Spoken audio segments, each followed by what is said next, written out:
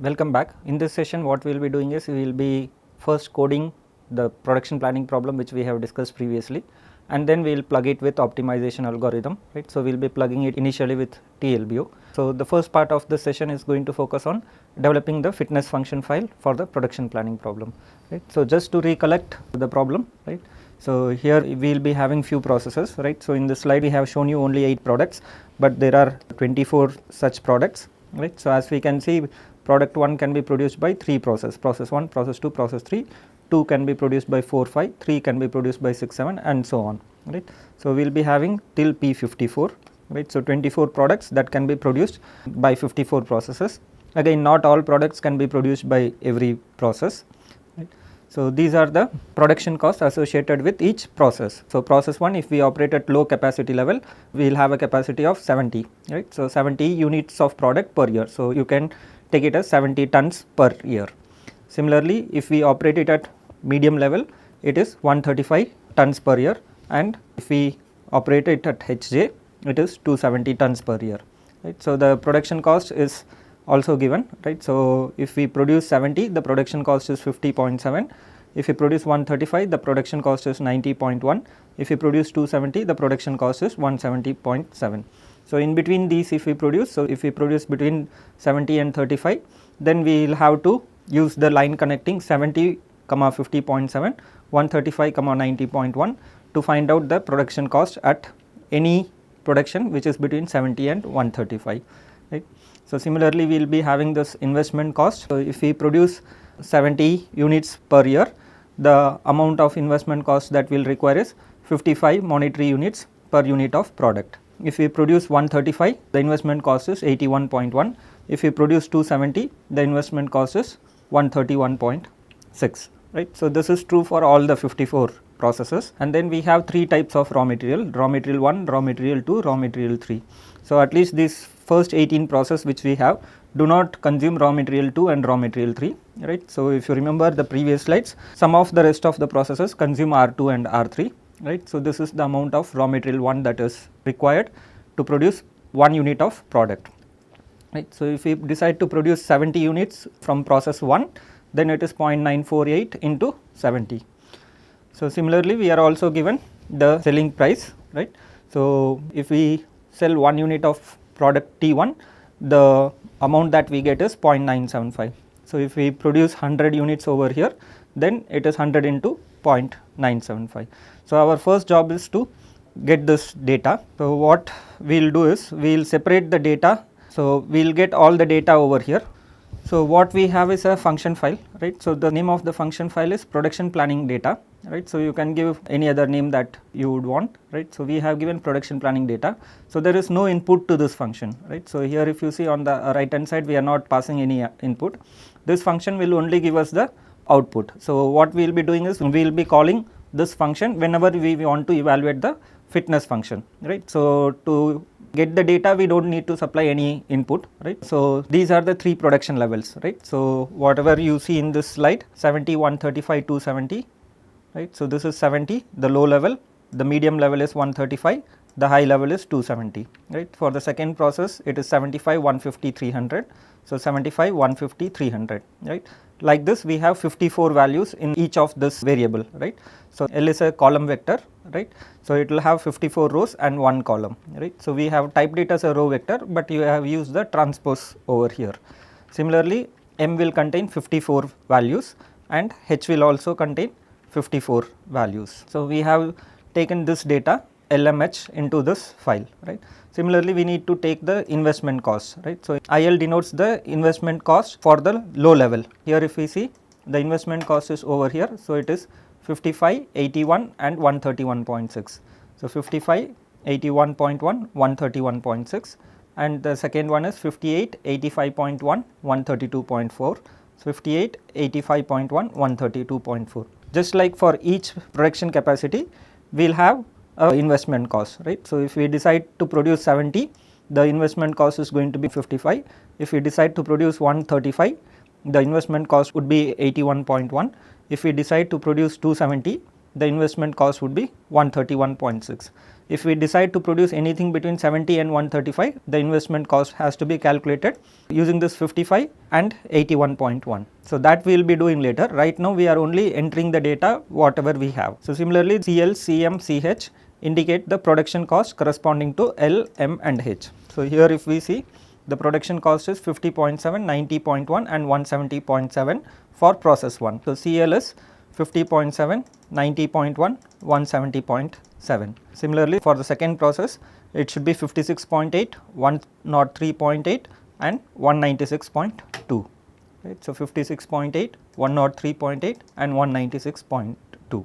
Right. So similar to LMH, the CL, CM, CH will be a column vector, right. So at the end we have put this transpose over here, so it will be a column vector. So what we have done so far, we have entered the production capacity, the investment cost and the production cost, right.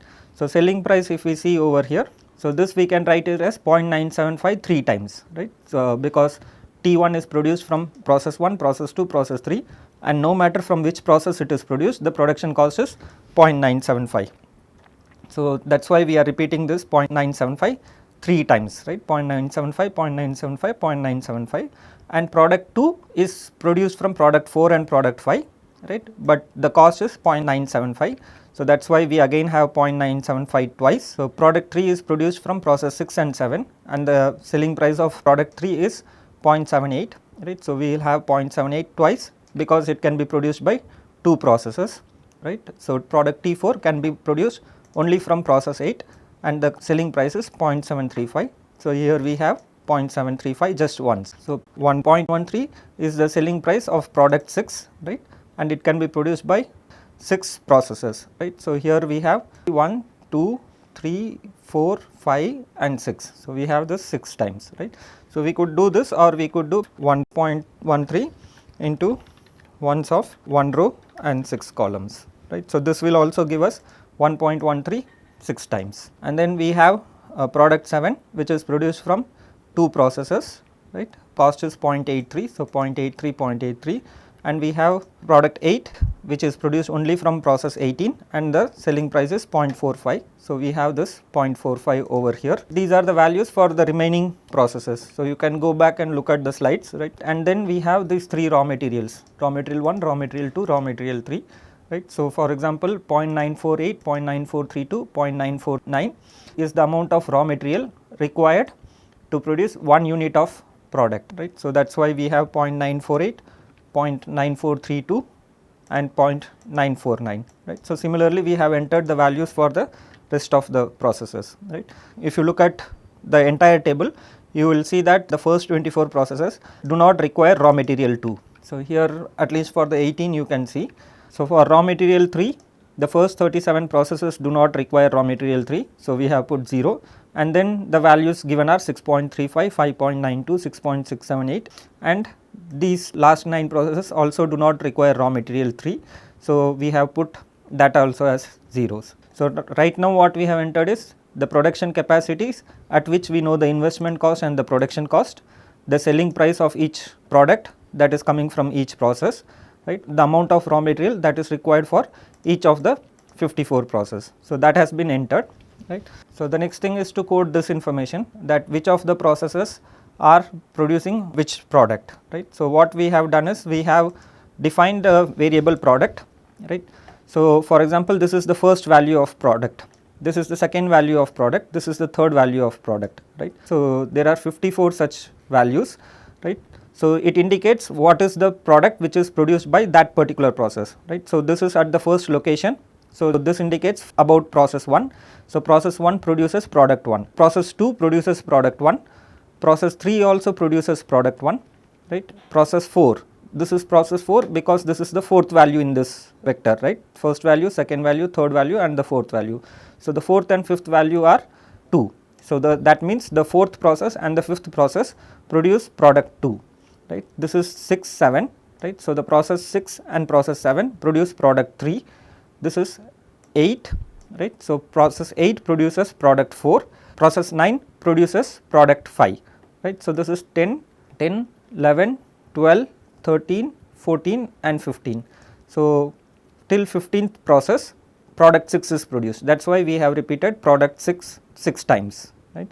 So, similarly this would be the 16th value and this would be the 17th value, right. So, 16th and 17th value are 7. So, that is why, so process 16 and process 17 produce product 7. So, that is why 7 is written. So, similarly we have coded for all the processes, right. So, we have product 24 which is being produced by process 54 and 53. So, now that we have this information, we will be passing all this information whenever this function is called, right. So, if we call this production planning data, we can get this as output, right. So, product will tell us which process is producing which product. LMH are the production capacities at which the investment cost and the production costs are known. IL, IM, IH are the investment costs at L, M and H. CL, CM, CH are the production cost at L, M and H. Selling price is the sales price by selling the product from a particular process. Since we have 54 processes, this will have 54 values. RM1, RM2, RM3 will indicate the raw material 1, 2 and 3 respectively required for each process, right. So, this completes the data definition. So, whatever data we have for this problem, we have taken it over here, right. So, what we will do is we will not write any piece of code over here, we will just restrict it to the data, right. What we will do is we will write another file, right, which will access this file, right, and given a x, it will give us fitness function value, right. So, here initially we are developing a script file. So, remember that first we need to develop the fitness function file, right. Only after we have developed the fitness function file can we solve the optimization problem, right. So, we are independently developing the fitness function file without worrying about the optimization. So, CLC clear, you know, right.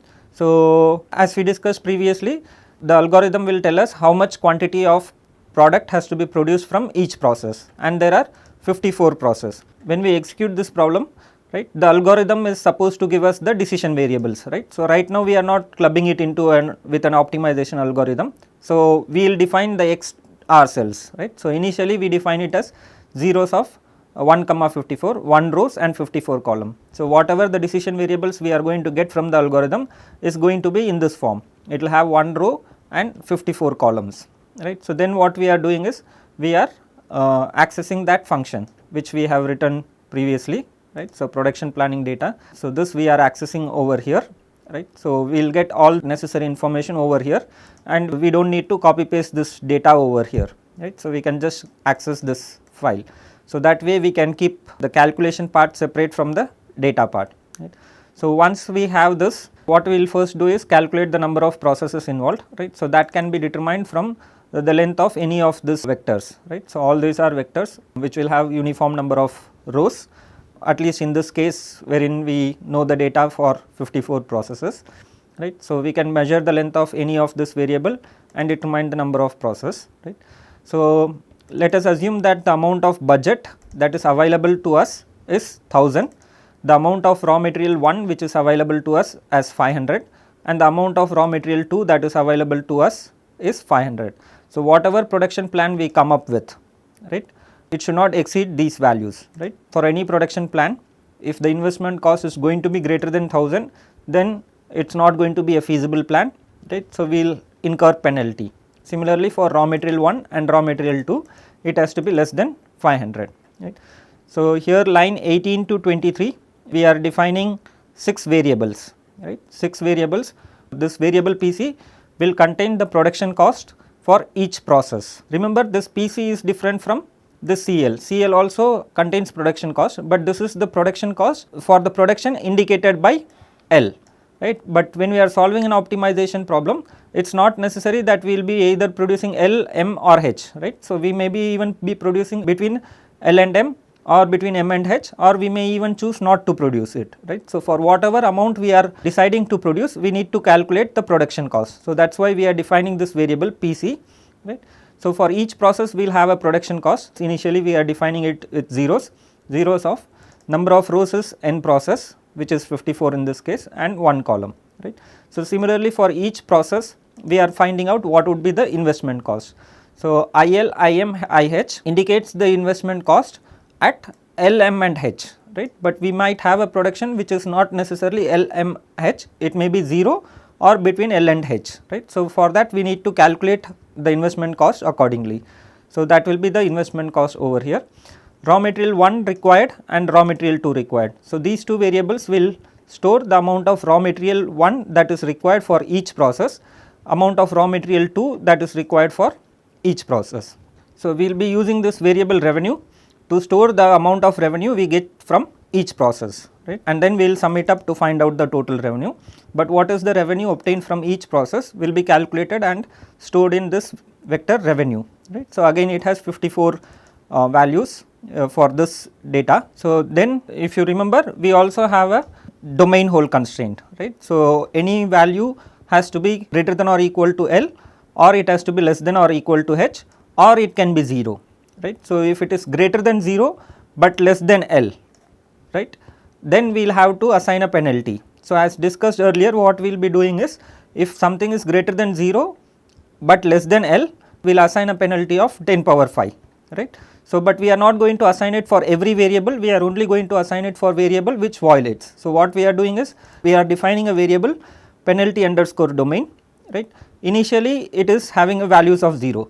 So, whichever variable is going to violate that constraint, the domain hole constraint, we will be assigning a value of 10 power 5 for that particular process. So, these are just initializations, these 6 variables are just initializations, right. So, now that we have defined the necessary variables, we can calculate the required values, right. So, what we are doing is, we are running this loop, right, for j is equal to 1 to n process, because this vector x is going to contain 54 values, right. So, for each of the value we need to see whether it is within the permissible domain or not. If it is not within the permissible domain, we are going to assign a penalty. If it is going to be in the permissible domain, we are going to calculate the cost accordingly. This for loop ensures that we calculate everything for each of the process. So, these equations we had derived previously, right. So, this is nothing but, if the production cost is between lower and medium level, we will have to use this equation. If the production cost is between medium and high level, we need to use this equation. If the investment cost is between lower and medium level, we need to use this equation, right. This is for investment cost, these two equations are for investment cost. This is valid between low and medium level, this is valid between medium and high level. Similarly, production cost is, this is valid between low and medium level, and this one is valid between medium and high level, right. So, this is for one particular process. So, for the jth process, right, it will be the same thing. Instead of this CL, we are going to have CLJ. So, for every process, these values are different, CL, CM, CH values are going to be different, L, M, H are going to be different for each process, right. So, we need to code these 4 equations. So, as we had discussed, the production cost between L and M is given by this expression, right. So, how to get this expression, that we have seen a little while earlier, right. This is the investment cost for a process which produces between L and M, right, greater than or equal to L and less than or equal to M. These two lines will help us to calculate the production and investment costs, right. That is because the production and investment cost in this region, right, varies linearly. So, that is why we are using these two equations, right. So, the raw material 1 that is required is the amount that is produced, right, multiplied by the amount that is required to produce 1 unit, right. So, this is given per unit, right. So, if we produce 1 unit of product 1, the amount that we require is 0.94 unit for process 1. If we decide to produce 1 unit of product, right, the amount that is required is 0.9432. If we decide to produce, let us say 80 units over here for product 2, then the amount, total amount of raw material 1 that is required is 0.9432 into 80, right. So, that is what we are doing over here. So, the amount of production multiplied by how much of raw material 1 is required for producing 1 unit, right. So, similarly we calculate for RM2, right. So, these two equations are similar, except for here it is RM1, the amount of raw material 1 that is required, and here the amount of raw material 2 that is required. So, if this value is 0, so as you may remember, for many processes raw material 2 is not required. So, this value will be 0. So, this line 32 would give us 0, right. Similarly, here we are calculating the revenue. So, we know the sales price. So, for each product we have been given the selling price. What we are doing is, the amount that is produced, which is Xj, we are multiplying it with selling price for 1 unit. So, this will give us the revenue for process J, right. These equations are valid for production greater than or equal to L and less than or equal to m, right. If it is greater than m, right, and less than equal to h, we will calculate accordingly, right. So, these three equations are the same, it does not matter what the range of x is as long as it is between L and h, right. So, these two equations change. Here we had the Cm minus Cl in the numerator, here we have Ch minus Cm, in the denominator here we had m minus L, here we have Hj minus Mj, right. So, again this is the same set of equation that we have derived previously. So, right now what we have done is, given any production which is greater than or equal to L and less than or equal to H, we can calculate the production cost, investment cost, raw material 1, raw material 2 that is required, the revenue, right. And if the production falls between L and H, then the domain hole is not violated, right. So, since this penalty domain is already 0, we are not writing here penalty domain of j equal to 0. If it is in the range, right, between L and M, or if it is in the range M and H, the penalty is 0, but we do not need to write this line because the penalty is anyway initially assigned as 0. So, only in those cases where it is violating will we go and assign a penalty. So, the third condition is this one, right. So, this is between L and M, this is between M and H, and this is x is greater than 0, right, but it is less than L, right. So, in that case what we need to do is, we cannot calculate the production cost. So, for example, consider this process 9. So, the production cost from 40 to 80 we know how to calculate, and if it is 0, right, then there is no problem, the production cost is 0, the investment cost is 0, the raw material 1 that is required is 0, raw material 2 that is required is 0, and no matter what the selling price, the revenue earned is 0 because the production itself is 0 quantity, right. But if the production is, let us say 10, as far as the algorithm is concerned, the lower bound is 0, the upper bound is 160. So, it can give any value between 0 and 160. So, let us assume it gives a value of 10. So, if it gives a value of 10, it violates the domain hole constraint, it is greater than 0, but less than 40, right. So, we cannot calculate the production cost, investment cost, the revenue or anything. Since this production cost and investment cost is anyway assigned as 0, we do not do anything to the production cost and investment cost. Similarly, we do not calculate raw material 1, raw material 2 because it is 0. So, similarly revenue is also 0 if it falls in this range, right. So, what we will do is, so but in this case we need to assign the penalty. What we are doing over here is the variable penalty domain, the jth value in that, right. So, this is going to be a vector penalty underscore domain, it is going to have 54 values for this example, right. So, the jth process, so whichever process is violating, we are assigning a value of 10 power 5 to that, right.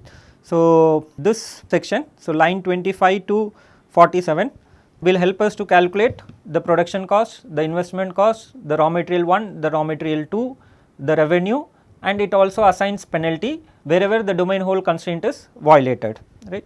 So, now that we have calculated for all the 54 process, we need to check for the additional 3 constraint. Remember, we had 4 types of constraint. One is domain hole constraint, which is taken care over here, right. So, we assign penalty whenever it is violated, but there are 3 additional constraints, right. So, we need to see whether those constraints are satisfied or not. If they are satisfied, we do not assign penalty, but if they are not satisfied, we will have to assign a penalty, right. So, in line 51 what we are doing is, we are calculating the total investment cost that is required. So, this variable total INV RED determines the total production cost. So, we know the production cost of each process, right, that is in the vector IC.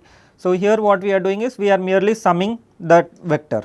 So, that will tell us what is the total investment cost that is required, right. In line 52 we are initializing the variable penalty underscore IC. So, this variable will contain the penalty assigned for violation in the budget constraint, right. So, initially we are assigning a value of 0 to it, right.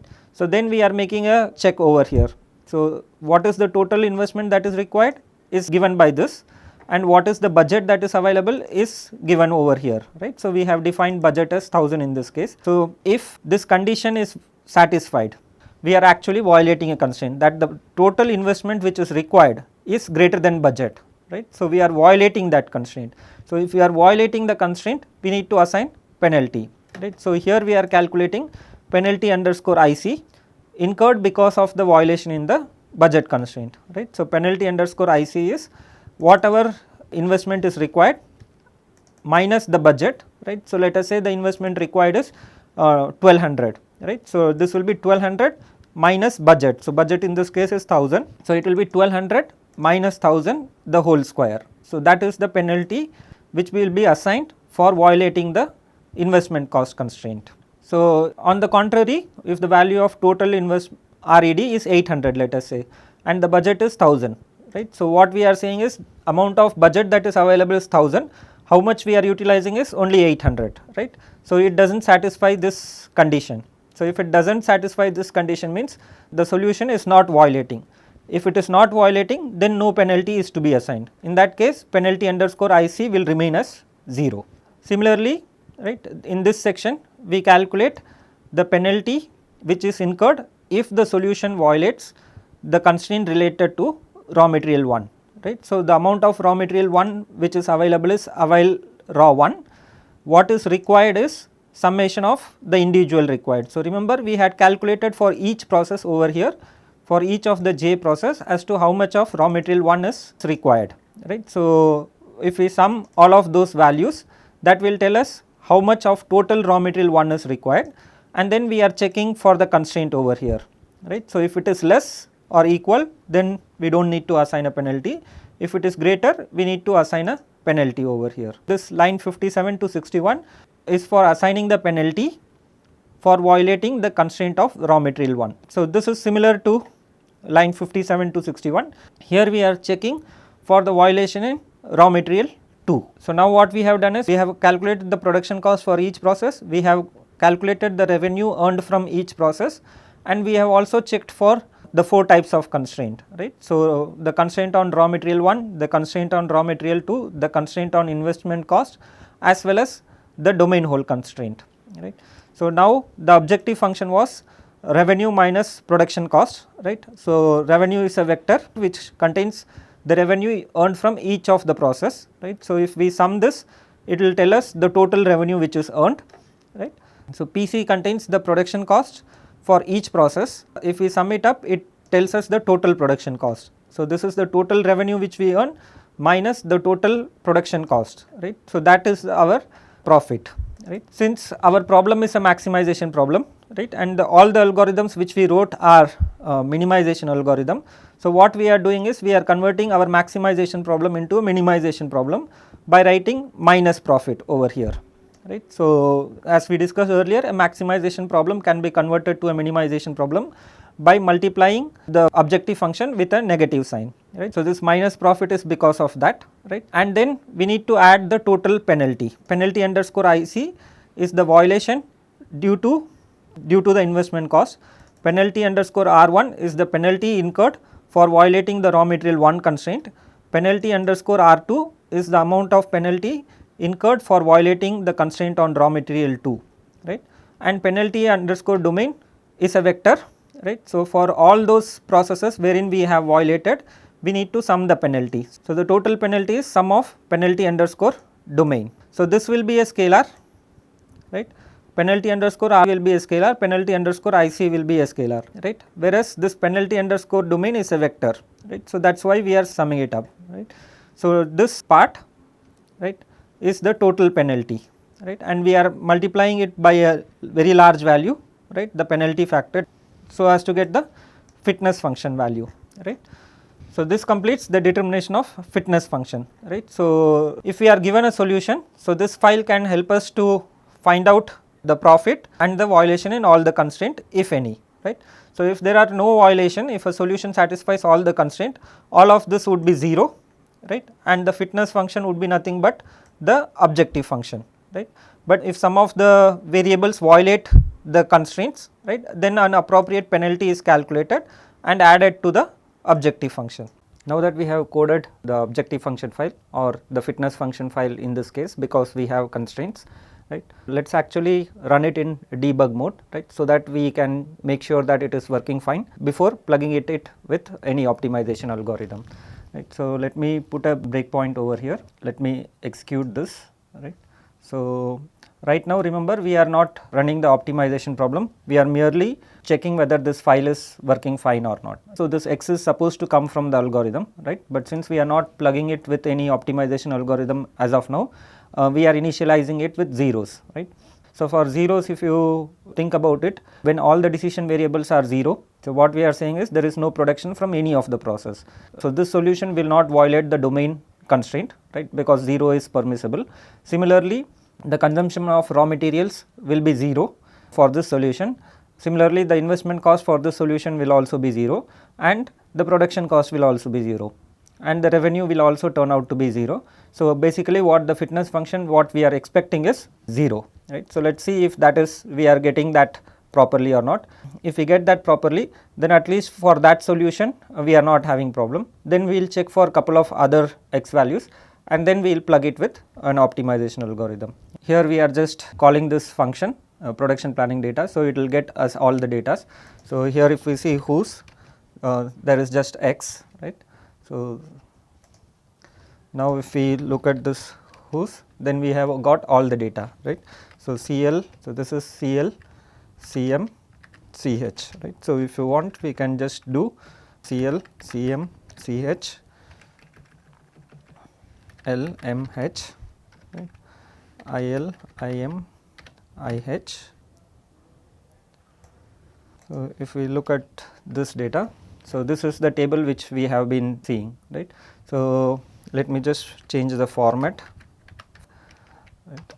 So, this is the L values, right, for the 54 processes. This is M value, H value, this is CL, CM, CH, CL, CM, CH, right. This is IL, IM and IH, right. Similarly, you can look at the other values, the raw material 1, raw material 2, right. So, number of processes would be 54. So, in this case number of processes is 54, right. The value of budget that we are taking is 1000. So, the production plan that we design should have an investment cost which is either 1000 or less than 1000, it should not be greater than 1000.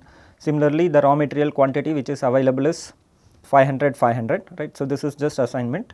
Similarly, from line 18 to line 23 we are just assigning variables, right. So, PC would be used to store the production cost, IC would be used to store the investment cost of each process, R1 required will be used to store the raw material 1 required, R2 required is for storing the amount of raw material 2 which is required for each process, revenue is used to store the revenue earned by selling the products from each of the process, and this penalty domain will be assigned a value of 10 power 5 for those process which violate the domain constraint, right.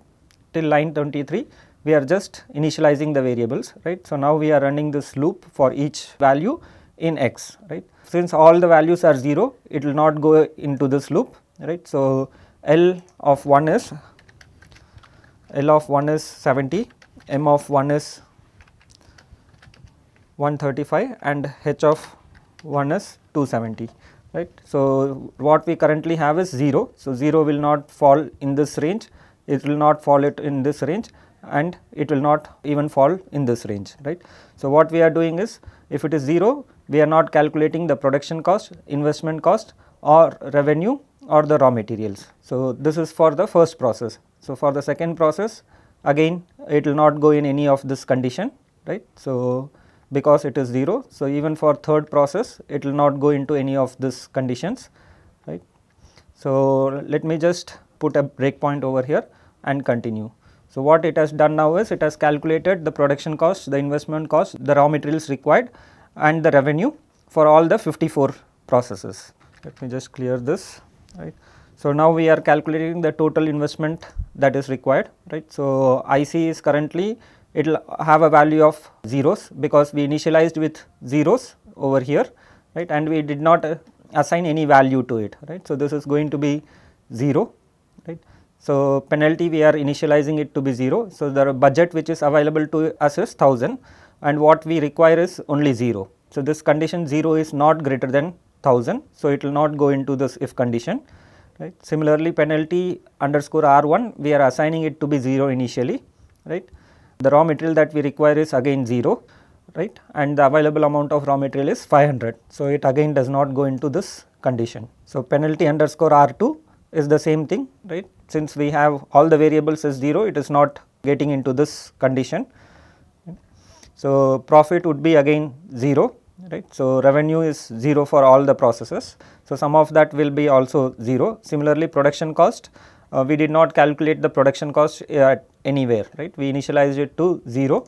We did not calculate because it did not fall in any of these ranges, right. So, this profit will be 0, right, and the fitness function value would also be 0. So, f is 0. Right. So, at least with zeros it is working fine, right. So, now what we will do is we will again do it, right, but this time what we are doing is we are not giving a vector which is full of zeros, we are giving x of 1 is equal to 23 and x of 35 is equal to 90. So, the first element is 23 and then 2 to 34 we have zeros, 35 we have 90 and then after 90 we again have set of zeros, right. So, here in this case it will at least go into one of those if conditions. Let us see what happens in this case, right. So, initially x is zeros, right. Now, we are overwriting x of 1 and x of 35, right. So, if we say x of 1 is 23, x of 35 is 90, right. So, now we are calling the data, right. So, this we can just step out, right. So, all the data has been brought into the workspace, right. So, the number of process is 54, these 3 lines we discussed, right, and again this is just initialization, right. So, before going into this loop, just let us look at what is L of 1. So, L of 1 is 70, right, and what we have is 23, right. So, if you think about it, x of 1 is not 0, right. So, it is supposed to be greater than 70, but it is not greater than 70, right. So, this condition is not satisfied, right. So, L of j, the first value is 70. So, x of 1 is not greater than 70. So, it will not get into this part, right. Again it will not get into this part. So, we get into this, right. X of 1 is violating the domain constraint, right. So, that is why it goes into this. So, this condition will be satisfied. So, we are supposed to assign a penalty for this variable, right. That is what we are doing over here. So, penalty domain of the first variable is 10 power 5. So, similarly we need to calculate for all the variables, right. So, for 2 again it will not go into any of these conditions, right. For 3 it will not go into any of this condition, right. So, let us say x of 35 is 90, let us see what is L of 35. So, that is 182.5, right. So, here also it incurs a domain constraint penalty, right. So, what we will do is, right, we will just continue this, right. So, we will say continue. Right. So, now let us see what is the penalty underscore domain of the first variable, that is 10 power 5, and the 35th variable, that is also 10 power 5, right. So, it violated 2 domain constraints. So, 2 of the processes are active, right, but both of them are violating the domain constraint, right. So, we need to assign penalty for that, that is what this piece of code has helped us to do, right. So, we did not calculate production cost, investment cost, revenue, raw material 1, raw material 2, because the solution itself is an infeasible solution, right. We cannot produce 23 from process 1 and we cannot produce 90 from process 35. So, all of that would be 0, right. So, if you remember the discussion which we previously had, investment cost is not calculated, production cost is not calculated, raw materials are not calculated, revenue is not calculated, and profit from those processes would be 0. And since both the variables are violating in this case, the total profit is 0, right. So, that is what we are expecting. So, it did not go into this because total investment required is 0, raw material required is also 0, raw material 2 required will also be 0. So, profit will also be 0, right, because the variable themselves are not in the domain, right. So, there is no point of calculating profit which does not satisfy the domain constraint, right. So, fitness here if we see, this profit part would be 0, other penalties are 0, right, penalty underscore IC underscore R1 underscore R2, these are 0, right. So, this is 10 power 5 2 times. So, when we sum it up, it will be 2 into 10 power 5, multiply that with 10 power 15. So, that would be the fitness. So, here if we see the fitness, so this is the fitness value, right. This fitness value came because we have this sum underscore penalties, right. So, here we have 2 into 10 power 5, right, multiply that with 10 power 15, right. So, this is the fitness function of this solution, right, wherein the production from all the processes is 0 except for process 1 and process 35, right, but the production which we have taken here as 23 and 90, right, is infeasible. Since the solution is infeasible, we get a very high value of fitness function, right. When we say very high value of fitness function, it is a poor solution, because we are talking from the perspective of minimization, right. We want this f to be as low as possible. So, when we started with, we worked with a vector full of zeros, right. The first case when x was completely zeros, that was at least a feasible solution, which says we are not producing anything, right. So, the fitness function for that turned out to be 0, whereas for this solution, which is an infeasible solution, the fitness function turns out to be very high value. As you can see, it turns out to be a very high value, right. So, let us complete this, right. Previously, we saw a trivial solution which is full of zeros, then we looked at an infeasible solution, right. So, now let us see for a feasible solution, how does it calculate. So, to give a feasible solution, right, let us have a look at the LMH values, right. So, what we shall do is, we will take process 1, 2, 3 and 4 to be active, right. So, if you remember the product vector, right. So, this product vector will tell us what is the product that is being produced. So, the first 3 processes are producing product 1 and the next 2 processes are producing product 2. Let us give a feasible solution which captures all the dynamics. So, x of 1, let us say it is 75, right, because it will fall in the range LM, right. Let us say x of 2 is in between m and h, right. So, for process 2, the m value is 150 and the h value is 300. Let us take it as 170, right. So, x of 3, let it be in this range between 150 to 310. So, let us say it is 310, right. And let us also look into one more product, right. So, let us also give some value for x of 4. So, let us say x of 4 is in this range 70 to 145. 70 to 145, let us say it is 100, right. So, you need to remember that we are not still solving the optimization problem, we are just making sure that this function which we are going to club with an meta-heuristic optimization algorithm is actually calculating the values appropriately, right. Once we club with a meta-heuristic optimization technique, we will be relying on the solution whatever we get, right. So, we are just making sure that whatever function we have written is actually calculating the values properly, because the optimization algorithm is going to rely on these values. Let us execute this now, right. So, zeros. So, x vector is defined, x transpose. So, the first 4 values are defined as we wanted, right. Here we are just calling the data, right. So, I can just step out, right. This is number of processes we are defining, we are seeing how much budget, how much raw material 1, how much raw material 2 is required, this we are initializing. So, let us say what is LMH. So, x of 1 is 75, so that is between L and M, right. So, we expect it to go into this section. As expected, it goes into this section because x of 1 is 75 and L of 1 is 70, right. So, it calculates the production cost. 53.73 is the production cost. This is the equation which we had shown you previously, right. So, it calculates the production cost according to this, it calculates the investment cost 57.01, the raw material 1 that is required is 71.10, right. So, RM 1 is 0.95 and x of 1 is 75. So, 75 into 0.95, it gives us 71.1.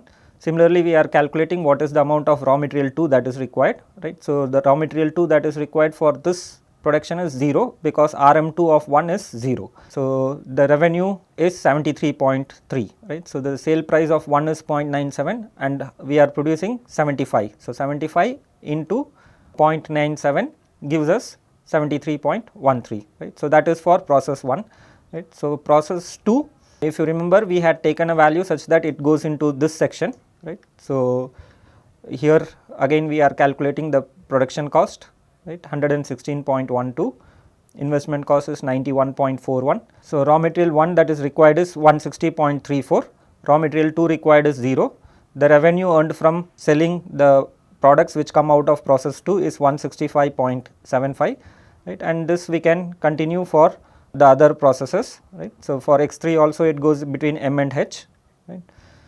So, for x4 it was 100, right. So, it goes into this range, right. L of 4 is 70, right, and m of 4 is 145. So 100 is in between that. So production cost is 70.06, investment cost is 66.3. Similarly, we calculate raw material 1 that is required. So raw material 2 required is 0, right, and the revenue from the process 4 is 97.5, right. So since we had only 4 active processes, right, for the rest of the processes it is 0, so it will not go into any of these conditions, right. So the production cost and the investment cost will be 0 for rest of the processes. So let us continue, right. So now we have calculated. So now we have calculated for all the processes. So the total investment cost is 348, right, which is nothing but the summation of these 4 values. So penalty we are initializing as 0, right. So budget what we had was 1000, right. So what we require is 348.81, right. So 348.81 is not greater than 1000, so no penalty, right. So that is why it did not go into this line. Similarly, raw material 1 that is required is 621.09 and what we have is 500, right. So this production, right, which does not violate any of the domain constraint, actually violates the raw material constraint 1, right. So raw material 1 that is required is 621 and what we have is only 500, right. So the penalty we calculate by 621.09 minus 500 the whole square. So that is the penalty with respect to raw material 1, right. So raw material 2 there will not be any penalty for this production plan because none of the 4 processes use raw material 2, right. So the profit for this is the sum of revenue minus the sum of production cost, right. So production cost for the first 4 processes are this one and the revenue earned from these 4 processes is this one, right. So the difference between them is the profit, right. So we get a profit of 203.01, right. Though this production plan has a profit associated with it, right, but we cannot implement it because it violates the raw material constraint, right. So let us see what will be the value of fitness. So this will be 203.01, this is penalty underscore IC is 0, penalty underscore R2 is 0 and the sum of penalty domain will also be 0 because all the 4 active processes do not violate the domain constraint, right. So this is also 0, right. Only penalty we have is the penalty with respect to the raw material 1. So that we are multiplying by a very high factor 10 power 15 and we are calculating the fitness for it, right. So F is this high value, right. So it is a high value because it is an infeasible solution. The infeasibility is due to the violation of the constraint related to raw material. So that is how this fitness function file is going to work, right. Given a solution, it is now helping us to calculate the fitness of that solution. If you carefully analyze, you will be able to understand if it is a feasible solution, then the penalty value is going to be 0, right. So 10 power 15 into 0 is going to be 0 and profit would be a positive value, right, but fitness is equal to minus of profit. If the fitness value, which is F in this case, if F is negative, we can be confident that it is a feasible solution because that will happen only when the penalty is 0 and the penalty will be 0 for a feasible solution and whatever the value of fitness function is comes from only the profit. So for this case profit is a positive quantity and we are taking negative of that, right. So for this case study at least, right. So whenever we get a negative value, we can be confident that it is a feasible solution, right. So now that we have looked into this, now let us plug it with an optimization algorithm. To plug it with an optimization algorithm, we need to convert into a function file because remember that we will be calling this function multiple times. So if we are executing, let us say, teaching learning based optimization, we will be calling it in during the initialization of population, we will be calling it multiple times in teacher phase, we will be calling it in learner phase, right. So this file, which is a script file as of now, needs to become a function file. So here we have that function file, right. So what we have done is we have removed that x values, right. So because the x values are now going to come from an algorithm and this function is merely going to return the fitness function value f, right. So what we will now do is we will plug it with teaching learning based optimization, right. So this is the teaching learning based optimization algorithm which we had developed, right. So we are not going to modify anything in this algorithm. So we will now solve it with teaching learning based optimization, right. So this is the code that we had developed previously for TLBO, right. So what we will do now is we will develop a script file, right. So we have this script file, right. So for this function, right, we need to provide the lower bound, upper bound, we need to tell the name of the file where the fitness function is calculated, we need to give the population size NP, and we need to give the number of iterations that is to be performed, right. So, that is what we are defining over here. So, the upper bound is the H value, right. So, instead of directly giving the H value, we are calling it from the file production planning data, right. What this line 6 will do is, it will help us fetch all the data, right. So, let me just step out of this function, right. So, now all the data which we want is over here, right. So, for example, selling price, production cost of low level, medium level, high level, right, the investment cost related to the 3 levels, L values, M values, and rest of all the values are available in the script file, because this was a function file. Remember, this function file only contains the data, right. So, we did not supply any input to this function file, we merely called this function file and it helped us with all the details related to the problem, right. So, lower bound, as we discussed, it is not L, but it is zeros, right, zeros of 1 comma n process. Upper bound is the H value, right. So, since we needed the H value over here, that is why in line 6 we had to call this function file, right. So, this upper bound is available now, right. So, the problem is in this file, right. So, SKS underscore production planning, that is what we have given over here.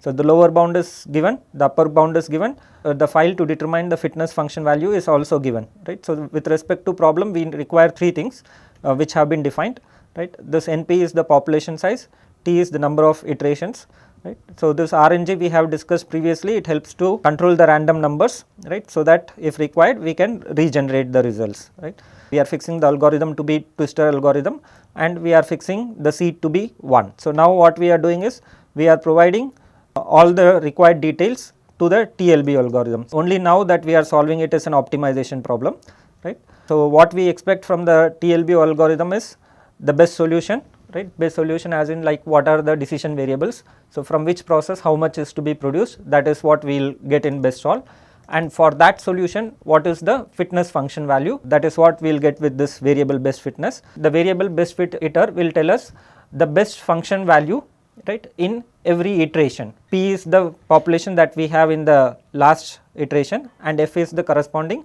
fitness function value. So, now it executed, right. So, we did not execute line by line because by now you would know what this algorithm is doing, right. So, we did not execute it line by line, it has completed everything, right. So, now if we look at this best solve, right, best SOL.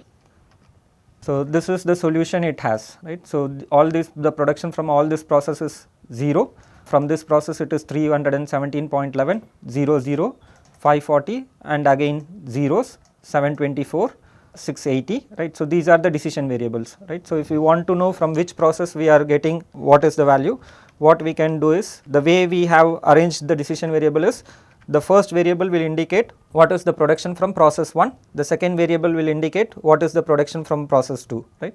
So, here what we did was, from 1 to 54 we generated a vector, right, it will generate a row vector, and since we want a column vector we use this transpose symbol, right. Similarly, best solve what we got was a row vector, so we are transposing it to get a column vector. Now we have appended this column so that we know from which process how much is to be produced, right. So, here if we see, nothing is produced till process 32. Right. So, process 33 we are supposed to produce 317.11, process 36 we need to produce 540 units, process 44 we need to produce 724.01, process 48 we need to produce 680, right, and that is it. So, only 4 processes are active, right. So, if you want to know what is the product also, so we can have here product.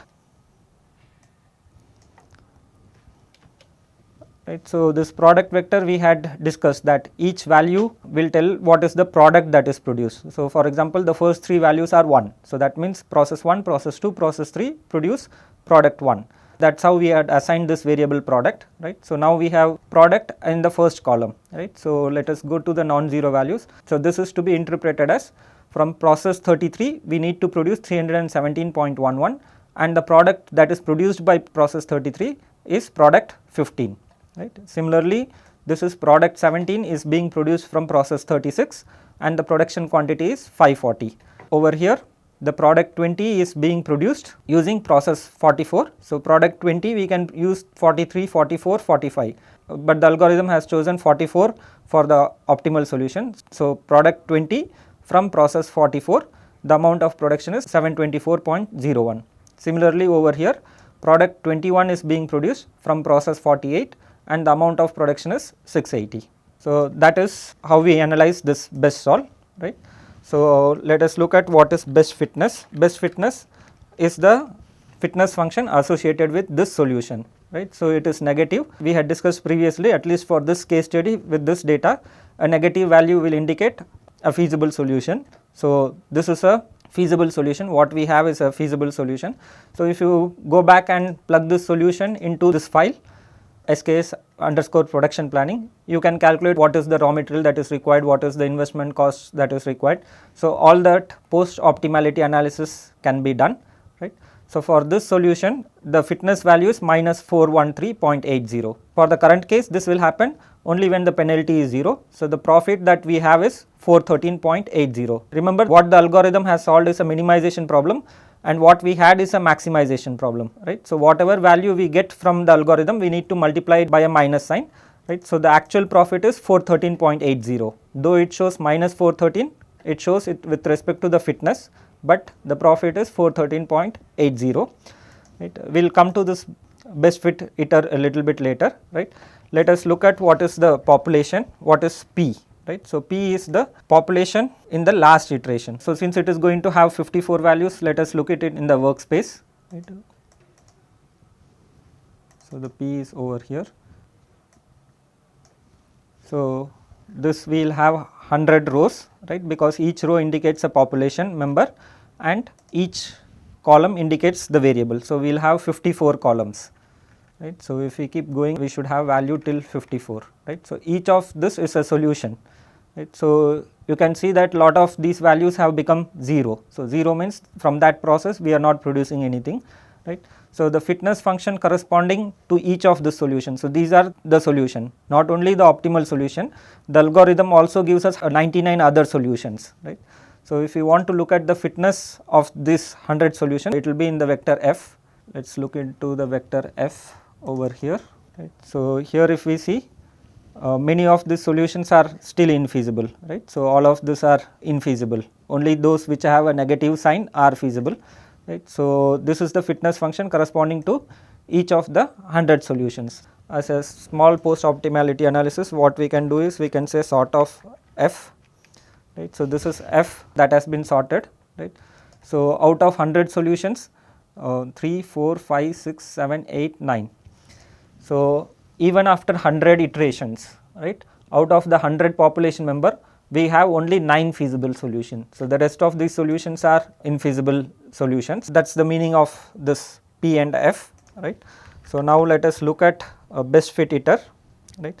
So, best fit iter we can actually plot, right, because if you remember the previous discussion, that is the value for convergence curve, right. So, what we are doing over here is we are plotting on the x axis 0 to t, 0 to t because best fit iter will have 101 values, though our number of iterations are 100, because it will also store what is the best value in the initial population, right. So, let us have a look at that figure, right. So, this is the convergence curve. So, if you look at this convergence curve, it might seem like nothing much is happening after let us say 11th or 12th iteration, but that is because this magnitude is very high, 10 power 22, right. So, if you look at this best fit iter values, right.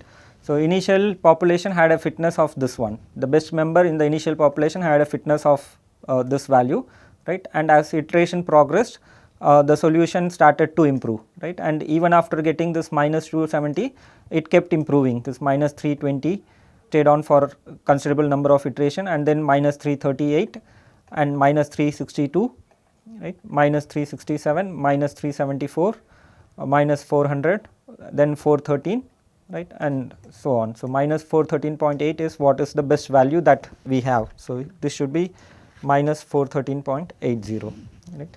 Let me just remove this breakpoint and let us see the figure directly, right. So, this is the convergence curve. As you might remember, right, so the stochastic techniques are to be run multiple times, right, with multiple runs have to be done by changing the seed of the random number generator, right. So, that is what we will do now on this problem. So, let us do that, right. So, here what we have done is the major part of the code remains the same, right. So, this we have discussed, right. So, this is these 4 lines help us to get the problem details, right. This is the algorithm parameters, and let us say now we choose to run 5 times. Just to demonstrate it to you, we are restricting ourselves with 5 runs. This best solve vector previously when we had contains the decision variable, right. So, and it is going to contain 54 decision variables even for a single run, right. So, what we are doing is here we are defining the matrix best solve. So, it will have 5 rows because the number of runs is 5 and the number of columns is the length of LB. So, the length of LB is 54 for the current set of data, right, but if we change this data, this will appropriately change with respect to the number of decision variables, right. So, that is this best solve. So, best solve, if we look at it's the line has not been executed, right. So, F10. So, this is best solve. So, it will have 54 columns and 5 rows, right. So, fitness corresponding to each of this solution will be stored in best fitness, right. So, this will be a vector of 5 rows and 1 column. So, this convergence curve, right, will have t plus 1 values, right. So, t is the number of iterations, it will have the best fitness function value for the 100 iteration. In addition, it also will have the best fitness function value for the initial population, right. So, that is why this is t plus 1, right, and we are executing 5 runs, right. So, this best fit iter is a matrix of 5 comma 101 in this case, or t plus 1 F10, right. So, we are executing it for 5 times. Every time we need to change the seed. So, we are saying that we will run the twistor algorithm with the seed as first time as 1, second time as 2, third time as 3, fourth time as 4 and the fifth time as 5. So, now we are ready to execute the algorithm, right. So, every time we send the same details, right, but the answers could be different because the random number selected for each run is different, right. So, we are not going inside this algorithm because we know what is happening over there. So, best solve transpose, it has values in the first column because only the first run is complete, right. So, it has the values in the first column, right. Best fitness, again if we see over here, the first value is minus 413.80, which is the same when we ran it for a single run, right, because that time we had used the same algorithm and the seed was fixed to 1, right. So, this best fitness is minus 413.80 for the first time. Similarly, we will have this convergence curve. In this case, the first row would be populated, right. So, best fit iter, right. So, the first row is populated because the first row contains the convergence curve for the first run, right. So, in this case, we are not looking at the final population and its fitness function. If you are interested, you can save the final population and the fitness function of the final population in each run, right. So, this is the second run, right. So, this is executing it for the second time. So, now if we see 2 values are populated. So, first time we got minus 413.8, second time we got minus 471.64, right. Similarly, this best fit iter will now have 2 rows which are populated, right. So, here if we see 2 rows are populated, right. So, similarly the rest of the 3 runs could be executed, right. So, we will just put a breakpoint over here and continue. It is executing the rest of the 3 runs, right. So, here let us wait for the command prompt. Yeah, so, we have a command prompt now over here.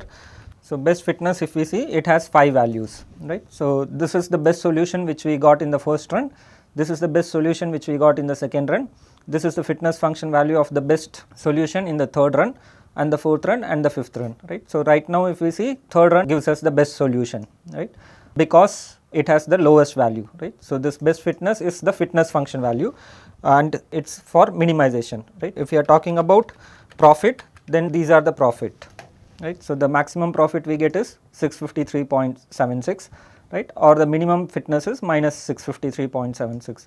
So, the third run gives us the best solution. We want to extract that particular solution, right. Ultimately, it is the solution which will help us to realize the objective function value, right. So, if someone tells us that profit is 653.76 for some production plan, it is not useful to us, right, because unless we know the values of the decision variables, the value of the objective function hardly helps us to implement it, right. So, it is necessary for us to get the decision variables, right, and the decision variables are in this best solve, right. So, best solve, we are looking at the third row, all the columns, that is what we are interested, right. So, third row, all the columns is given over here.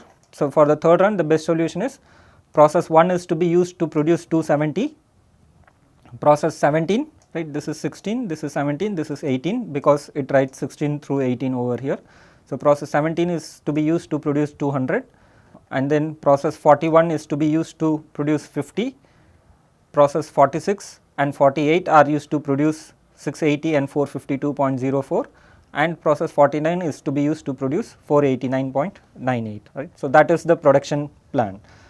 So, we can directly determine that by having this small piece of code, right. Remember, for this best fitness, again we are supposed to do a statistical analysis. So, here in line 27 what we are saying is we are finding out the best fitness value, right, in best fitness. So, out of the 5 runs, which is the run that gives us the best solution. Since we have converted the problem into minimization, right. So, min of best fitness gives us the best solution, right. So, that value would be stored in stat of 1. Remember this value stat which we had previously used for doing statistical analysis, right. So, it is going to be a row vector. The first column is going to have the best run, the second column is going to have the worst run, the third column is going to give us mean of all the runs, the fourth column is going to give us the median, and the fifth column is going to give us the standard deviation, right. So, that is how we had arranged it previously.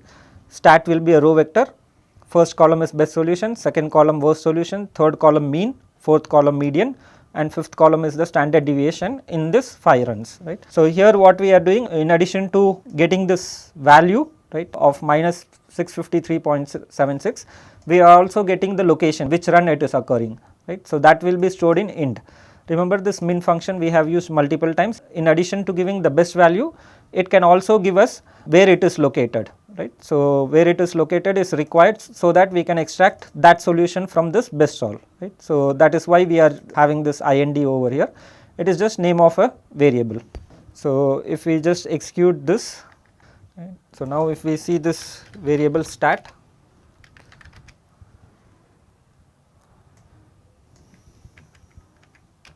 so the best run is minus 653.76, the worst is minus 300.75, the mean of the 5 runs is minus 444.17, the median of the 5 runs is minus 413.8, and the standard deviation is 132.45. So, here you can see the standard deviation can be significantly higher, right, or even best fitness, the difference is quite significant, right. We can get as low as minus 300 and as high as minus 653.76. So, if we increase the number of runs to let us say from 5 to let us say 25, we may even get a better solution than minus 653.76, right. So, that is why it is important to run multiple times. So, this is the stat variable, it gives the statistical analysis of all the 5 runs, right. So, here we have plugged it with TLBO, you can use any of the other 4 meta heuristic techniques that we had discussed. Nothing would change, right. You need to just call the appropriate function and give the appropriate input to the meta heuristic techniques, right. So, these 3 input is going to remain constant because that is coming from the optimization problem which we are solving. These 2 would also remain the same for all the 5 meta heuristic techniques which we have discussed, right. But if you use simulated annealing or something else, you might have to give a different value over here. Otherwise, the rest of the parameters you need to appropriately give. So, for example, if you are choosing differential evolution, then you will also have to give the crossover probability and the scaling factor. If you are choosing to solve it with particle swarm optimization, in addition to NP and T, you will have to give the inertia weight and the 2 acceleration coefficients C1 and C2. Right. So, the rest of the discussion is going to just involve on post optimality analysis.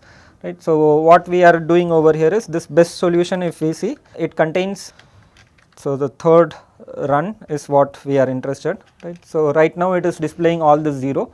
Let us say we want to display only the non-zero values, right, along with the product as well as the process number, right. So, then we can write a small piece of code, right, which is what we have done over here, right. So, what we are doing is we are initializing scalar n is equal to 0, right. So, the scalar is going to keep track of the solutions which are non-zero, right. So, and we run a loop across the decision variables, right. So, we have 54 decision variables. So, this length of LB would be 54. So, we are just going one variable by one variable, right, and we know that the best solution is in this row IND, right. So, in this variable best solve, it will contain 5 cross 4. We are interested in the third row, right, and we are checking for the ith variable. So, if it is greater than 0, we are increasing the counter of n by 1 and we are creating this dispsol, right, a matrix dispsol.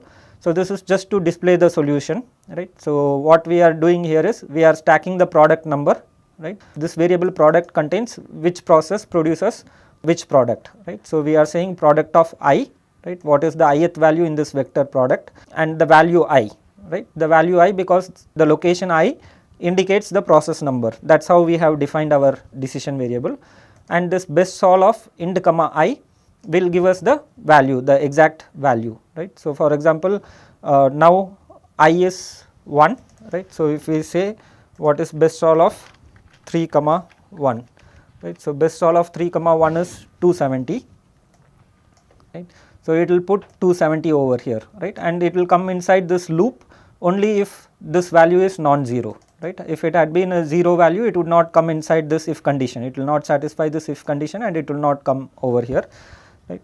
So, this we run across all the decision variable, right. So, dispsol, if we see now, it says that the first product is produced from process 1 and the quantity produced is 270, right. So, this has to be run for all the processes. So, second time this value is actually 0, right. So, Bisolve 3 of 2 would be 0, right. So, it will not get into this if condition. So, n still remains 1, though we have checked 2 variable, only the first variable went through this if condition because the production was greater than 0. This loop gets executed for 54 times, right. So, let me just put over here and then execute it, right. So, now we can just have a look at this dispsol, right. So, instead of trying to figure out which are the processes producing manually, we have just made use of couple of lines of code to come up with this non-zero value. So, it tells us that the first product is produced from process 1 and the amount of production is 270, right. We produce product 7 from process 17 and the quantity of production is 200. We produce product 19 from process 41 and the production quantity is 50, and product 21 is produced from process 46, 48 and 49. The production from process 46 is 680, from process 48 is 452 and from 49 is 489.98, right. So, now we do not have to manually see what are the non-zero values, right. So, this piece of code can help us to actually get the non-zero values, right. So, we have explained you this, you can also directly use conditional indexing, right, and also get the same values, right. Now that we have analyzed this best solution, now let us try to get all the convergence curve on the same plot, right. So, since we had solved this problem 5 times, right, we can also plot all the 5 convergence curve, and now we are not interested to plot the entire convergence curve, right. We are only interested to plot the convergence curve from the point it discovers a feasible solution, right. So, only when this best fit iter, let us say I make a column vector of it, right. So, for example, the first column is the first run and now we want to plot only after it discovers a feasible solution, that is we want to plot only after this minus 270.29, right, and see how it is converging. So, minus 270.29 and all the way up to minus 413.80. For the second run we want to plot from this minus 289.7 and all the way up to minus 471.6. For the third run we want to start with minus 435.02 and all the way up to this minus 653. So, we want to plot only after the algorithm is able to get a feasible solution. We are doing that because we want to actually see this dynamics, right. If we plot the entire column, then you had seen that we are not able to see what is happening towards the end, right. So, for this we have a small piece of code over here, right. So, either you can choose to use this section, right, or you can comment this and just use this section.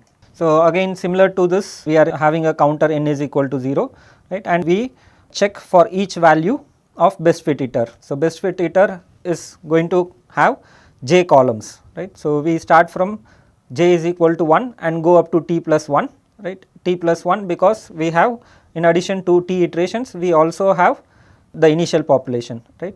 So, if it is less than 0, right, so it will come inside this loop, right. If it is not less than 0, it will not come into this loop, right. So, right now for the first time it did not enter this condition, right. Similarly, second time it did not enter, third time it did not enter, fourth time it did not, fifth time it did not, right, sixth time it did not, right. So, j value currently is 7. Similarly, j is equal to 8, it did not, 9 it did not, 10 it did not. Let us just keep moving, right. So, j is equal to 17. So, when j is equal to 17, we get this value to be less than 0, right. So, we increase the counter of n by 1, right, and say y of n is equal to whatever value we have. In this case, it is minus 270.29. So, here if we see minus 270.29 was the first solution, right, and n is currently 1, right, and this occurs at 17th value, right. So, that is why j is also 17, right. So, in this case we keep track of what is the value and we also keep track of the x. So, this will run for all the iterations t and also the initial population, right. So, let me just put a breakpoint over here and then continue, right. So, this is the convergence curve for the first run. So, x axis is the number of iteration, right, y axis is the best fitness function value obtained in that iteration. So, here now we can look at this and analyze whether the algorithm has really converged or additional number of iterations are required. So, this if we continue, right. So, every time it will plot the convergence curve. So, for the first time we got a feasible solution in 17, for the second run we got a feasible solution in 23 and the value was minus 289.7. Right. So, let us just come over here.